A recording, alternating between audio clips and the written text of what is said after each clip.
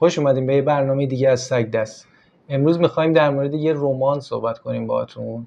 رمانی که این اواخر خیلی محبوب شده تو ایران. خواننده‌های خیلی زیادی داشته، خیلی دوستش داشتن. رمان سایه باد نوشته کارلوس رویز سافون. خب شهاب جون یه توضیح داریم بهمون در مورد رمان سایه باد و نویسندش میده. ببین، نویسنده که اسپانیاییه، اهل کاتالانه، بارسلون، شهر بارسلون، و نویسنده معاصری حساب میشه. خیلی هم حالا زود در واقع از دنیا میره. همین چند سال پیش 2020 بود فکر کنم که 3% سکته قلبی هم جوون، فکر کنم 55 سالگی، و خیلی آثار زیادی ننوشته، ولی همین چند تا اثری که نوشته به ویژه اولین رمان سایه باد خیلی مطرح میشه. ببینین رمانه همونجوری که با هم قبلی صحبت میکردیم خیلی سینماییه، یعنی انتخاب ما دلیلش اینه که حالا این رمان خاص به عنوان اولین رمانی که داریم در موردش صحبت میکنیم اینه که یه سری ویژگی‌های سینمایی داره و این بی تاثیر نیست، چون که رویز سافون از اسپانیا میاد به لس آنجلس دهه 90 و اونجا شروع میکنه یه سری فیلمنامه می‌نویسه. وارد صنعت سینما میشه. دقیقاً اولین کارش به عنوان فیلمنامه نویس بوده. درست.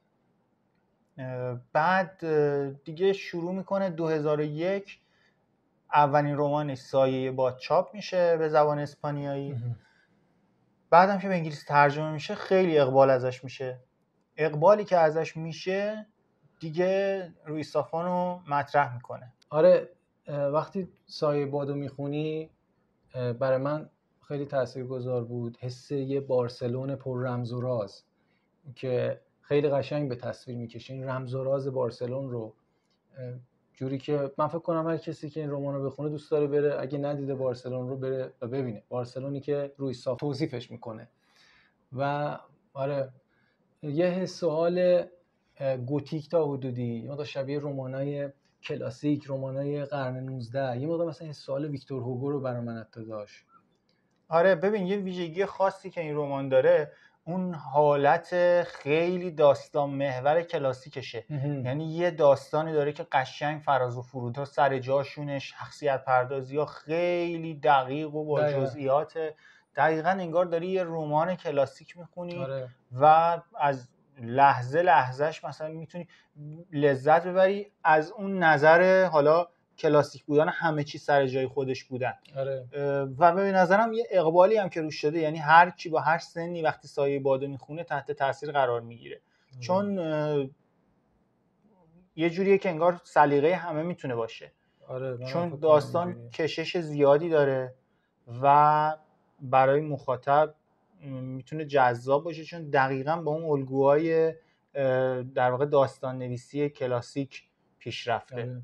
دقیقاً روی چیزی رویز سافون به نظرم خیلی موفق عمل کرده، اینکه در این حال که آدم‌ها و روابطی میسازه که به شدت احساس باشون سمپاتی میکنیم، باشون احساس نزدیکی میکنیم و میفهمیمشون، در این حال فضایی داره به شدت به نظر خیالی، رازآمیز،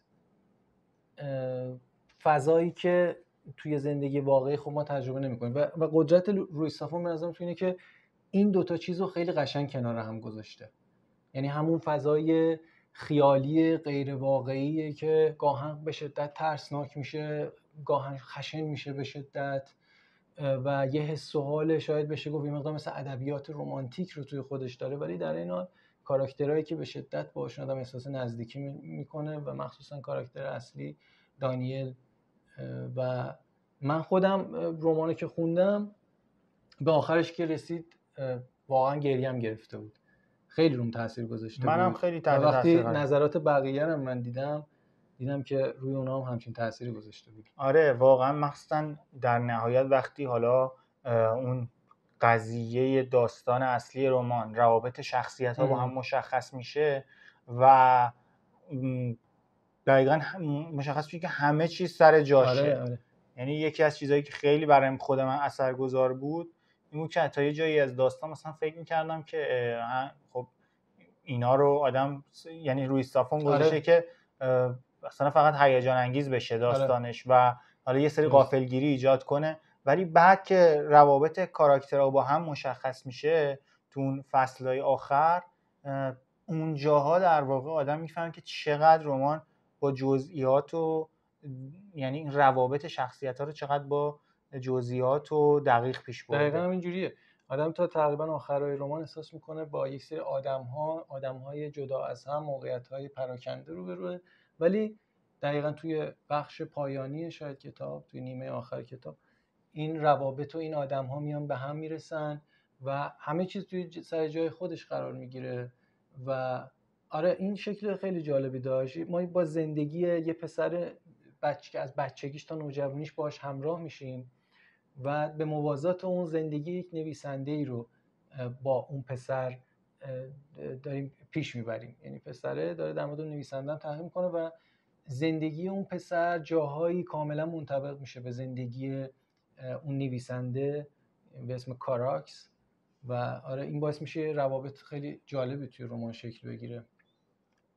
ببین یه چیزی که برای من جالبه، حالا اینو گفتی، داستان یه بخش زیادی از جذابیتش برای من اینه که در ستایش ادبیاته، در ستایش خود کتابه و اونم نه یه کتابه به خصوص، یعنی نمیاد راجع به مثلا فلان اثر ادبی توضیح بده یا اثری که واقعا وجود داره. دقیقاً به شکل کلی در ستایش داستان نویسی، در ستایش عشق و ادبیات، عشق به کتابه و اینکه کتابا ارزشمندن.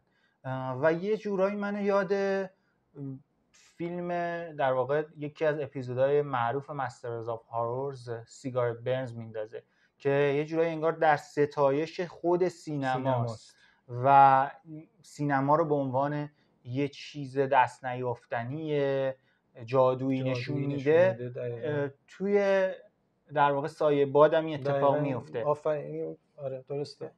من تا حالا اینجوری بهش نگاه نکردم ولی درسته دقیقاً. آره این شباهت رو درسته میگم. اون کتابخونه جادویی که حالا همه کتابا توش وجود داره، همه اینا و حالا یه نویسنده‌ای که در واقع آثارش گم شده و یه ارزش خاصی پیدا کرده، اینا خیلی اون فضا رو میسازه که در واقع به کسایی که عشق به ادبیات دارن، عشق به داستان پردازی و داستان سرایی دارن، برای اونا میتونه به نظرم جذاب باشه. یعنی خودم که میخوندم این چیزا برام تو آخرش خیلی جذب کننده بود که رمانو ادامه بدم. دقیقاً مثل فیلم سیگارت برنز اینجا ما با یک کتابی مواجهیم، با یک نویسنده‌ای که آره توی واقعیت، توی تاریخ ادبیات ممکنه حول کتاب‌های خیلی رمز و راز در واقع وجود داشته باشه ولی به این میزان قطعا وجود نداره. کتابی که توش صحبت میشه ازش که نفرین شده است، نویسنده‌ای که نفرین شده است و کتاب‌هایی که نفرین شده است که گریبان خود نویسنده و بقیه رو میگیره.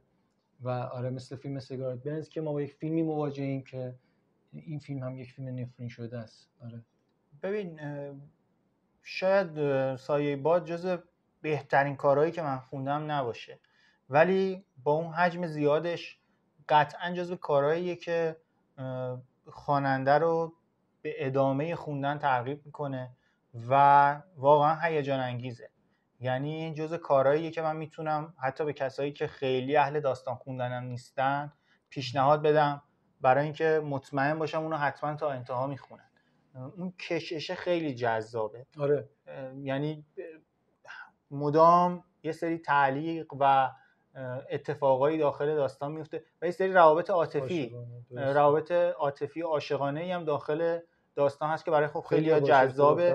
ببین این یه حالت دوگانه‌ای داره، خیلی جالبه. در عین اینکه اون فضای گوتیکو داره و حالا یه تهمایه‌ای از ترس و وحشت داخلش هست، ولی در عین اون به نظرم این که میتونه مخاطبای زیادی رو با خودش همراه کنه علتش اینه. روابط عاطفی بین آدمام داخلش خیلی پررنگه و خیلی براشون جذابه. این چیزی که گفتی خیلی حرف به نظر من خوبی بود. این برای پیشنهاد دادن به نظرم توی دورانی هستیم که مقدار کتاب خوندن استقبال شاید نمیشه ازش.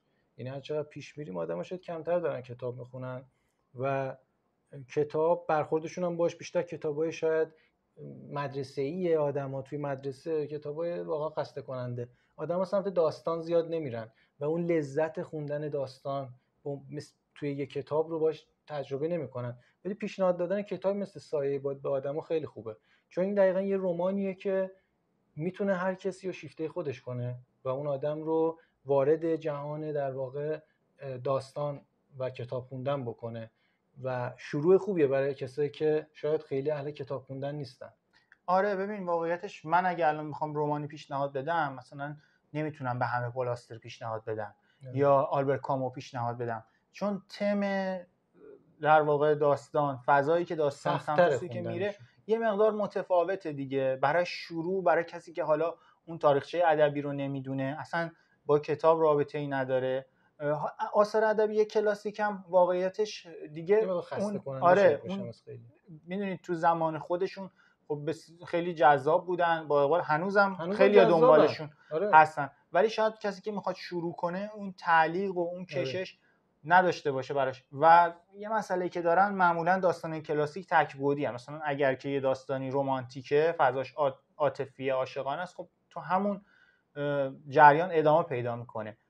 ما خودمون، یعنی من و تو، کتاب سایه باد به خاطر این دوست داریم که یه فضای گوتیک داره، ولی دقیقاً از اون طرف میتونیم به کسایی هم پیشنهاد بدیم که دنبال فضاهای عاشقانه، روابط بین کاراکتران، اینجور چیزا براشون جذابه، برای اونا میتونه جذاب باشه. آره خیلی توانمند بوده روی صافون توی درآوردن این روابط عاشقانه، چون منم میخوندم، برای منم واقعا تاثیرگذار بود اون بخش داستان. من فکر می‌کنم توی ترجمه دیگه یا از کتاب خوندی. ترجمه کیو خوندی؟ از چه ترجمه ازش هست؟ نه چند تا ترجمه ازش هست اگه اشتباه نکنم الان. ولی تا جایی که من دیدم. ولی خب تو با چی ترجمه کی خوندی؟ من با ترجمه علی ثنوی خوندم، نیماش چاپ کرده. منم همونو خوندم. همونو خوندی؟ خب همون ترجمه مثلا. نه سهیل سومی هم اگه اشتباه نکنم ترجمه نه من اونو نخوندم. ولی ترجمه ثنوی ترجمه خوبیه. من ترجمه خیلی خوبی بود داره. و نیماش کتابای دیگه روی صافون هم چاپ کرده و حالا این یه دستیه، مثلا ترجمه شاید خوب باشه. ولی آخه این اتفاق نیفتاده دقیقاً، چون من کتاب ماریا رو خواستم از روی صافون بخونم، اون ترجمهش از کسی دیگه‌ای بود، مهدی فکر کنم، اون قاسم ثنوی ترجمه کرده. قاسم ثنوی بود. آره و یه مقدار زیاد خوشم نیومد، مثلا چون دقیقاً بعد خوندن سایه باد می‌خواستم اون رو بخونم، یه مقدار زبان چیزی بود، یعنی راحت خوان نبود و حالا من خیلی از اون ترجمه خوشم نیومد. کاش که همین مترجم هم ماریا هم ترجمه حالا ببین اون کتاب همونجوری که حالا میدونی یه چهارگانه است. چهارگانه‌ای که در واقع ادامه همون داستان سایه باده. کتاب دوم با عنوان بازی فرشته که در واقع یه پیش درآمدیه بر اون دنیا و داستان سایه باد. کتاب سوم زندانی بهشت و که در واقع ادامه داستان دنیل سمپرس، یه جای دیگه از زندگی دنیل سمپر رو روایت میکنه. و کتاب چهارم هزار توی ارواح که در واقع این چهارگانه با عنوان گورستان کتاب‌های فراموش شده چاپ شدن و خب هر چهار تاش هم نیماش چاپ کرده. تنها ناشریه که فعلا هر چهار تا کتابو چاپ کرده و حالا مخاطب اگه دوست داشته باشن میتونن ادامه داستان رو بخونن. البته من خودم متاسفانه نخوندم همه رو. درسته.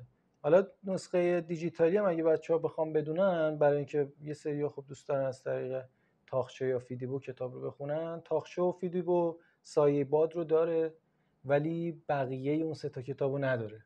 احتمالاً باید اونا رو فیزیکی باید تهیه کنی. ولی یه کتاب دیگه اون ماریا رو، اونم من توی تاقچه خریدم و اونجا هست و اون جز این چهارگانه نیست، ولی ماریا هم توی همین فضا هست، یعنی یه مقدار آره کلا این فضای گوتیک و یه مقدار داره. کلا داستاناش ظاهرا حول همین محور میشه. چند تا داستان برای رده سنی نوجوان هم نوشته روی صافون و حالا اونا که ترجمه نشدن ولی تماش ظاهرا یه حالتی داره که چون کاراکتر اصلیش هم دنیل سمپرم یه در واقع نوجوونه.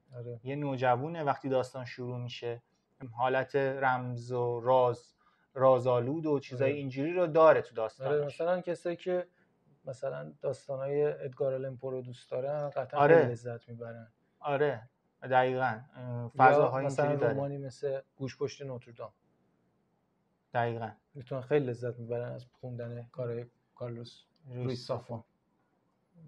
دیگه اگه نکته‌ای حرفی؟ نکته دیگه نیست، فقط اینکه بچه‌ها هر کسی که حالا خونده سایه باد و یا کارهای دیگه رویس سافون رو حتما توی کامنت ها نظرشو در مورد کار بگه که هم ما بشنویم هم بچه‌ها استفاده بکنن و اینکه نظراتتون رو بهمون بگین. حتما نظرات شما خیلی برام مهمه، با ارزشه.